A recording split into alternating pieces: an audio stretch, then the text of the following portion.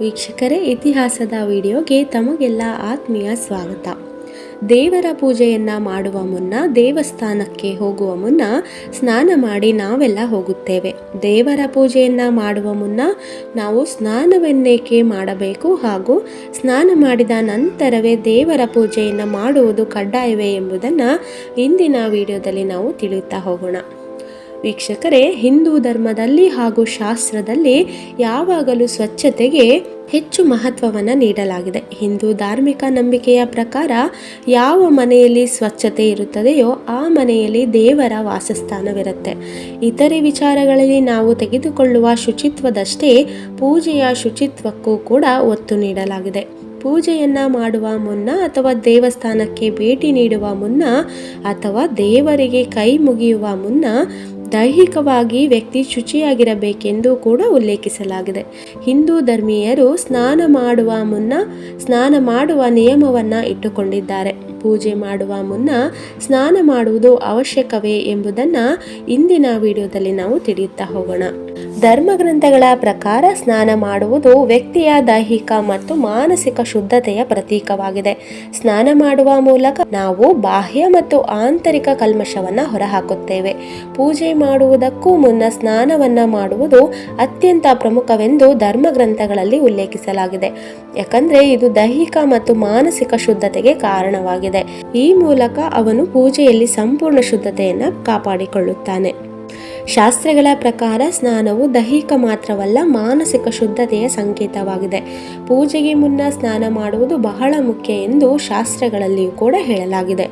ಏಕೆಂದರೆ ಸ್ನಾನವು ದೇಹವನ್ನು ಶುದ್ಧಿಗೊಳಿಸುವುದು ಮಾತ್ರವಲ್ಲ, ಅದು ವ್ಯಕ್ತಿಯ ಮನಸ್ಸು ಮತ್ತು ಆತ್ಮವನ್ನು ಶುದ್ಧಿಗೊಳಿಸುತ್ತದೆ. ಮನಸ್ಸು ಶುದ್ಧವಾಗಿಟ್ಟುಕೊಂಡು ಯಾವುದೇ ಪೂಜೆಯನ್ನು ಮಾಡಿದ್ರೂ ಆ ವ್ಯಕ್ತಿ ಪೂಜೆ ಪೂರ್ಣ ಫಲವನ್ನು ಪಡೆದುಕೊಳ್ಳುತ್ತಾನೆ ಎನ್ನುವ ನಂಬಿಕೆ ಇದೆ. ಮನಸ್ಸಿನಲ್ಲಿ ಗೊಂದಲ, ದೇಹದಲ್ಲಿ ಆಲಸ್ಯವನ್ನು ಇಟ್ಟುಕೊಳ್ಳೋದು ಮಾಡಿದ ಪೂಜೆ ಎಂದಿಗೂ ಫಲಕಾರಿಯಾಗೋದಿಲ್ಲ. ಹಾಗಾದರೆ ಸ್ನಾನ ಮಾಡದೆ ಪೂಜೆ ಮಾಡಿದ್ರೆ ಏನಾಗುತ್ತೆ? ಧಾರ್ಮಿಕ ನಂಬಿಕೆಗಳ ಪ್ರಕಾರ ಸ್ನಾನ ಮಾಡದೆ ಒಬ್ಬ ವ್ಯಕ್ತಿಯು ಪೂಜೆಯ ಸಂಪೂರ್ಣ ಪ್ರಯೋಜನವನ್ನು ಪಡೆಯೋದಿಲ್ಲ ಮತ್ತು ಅಶುದ್ಧ ದೇಹದಿಂದ ಮಾಡಿದ ಪೂಜೆಯನ್ನು ಸಂಪೂರ್ಣವಾಗಿ ಸ್ವೀಕರಿಸಲಾಗೋದಿಲ್ಲ. ಆದ್ದರಿಂದ ಪೂಜೆಯ ಮೊದಲು ಸ್ನಾನ ಮಾಡುವುದು ಕಡ್ಡಾಯವಲ್ಲ, ಆದರೆ ಅದನ್ನು ಶುದ್ಧ ಮತ್ತು ಯಶಸ್ವಿ ಪೂಜೆಯ ಮೂಲವೆಂದು ಪರಿಗಣಿಸಲಾಗುತ್ತೆ. ಸ್ನಾನದ ಪ್ರಕ್ರಿಯೆಯು ವ್ಯಕ್ತಿಯನ್ನ ಧ್ಯಾನ ಮತ್ತು ಭಕ್ತಿಯ ಮಾರ್ಗದಲ್ಲಿ ಸುಲಭವಾಗಿ ಕರೆದುಕೊಂಡು ಹೋಗುತ್ತದೆ.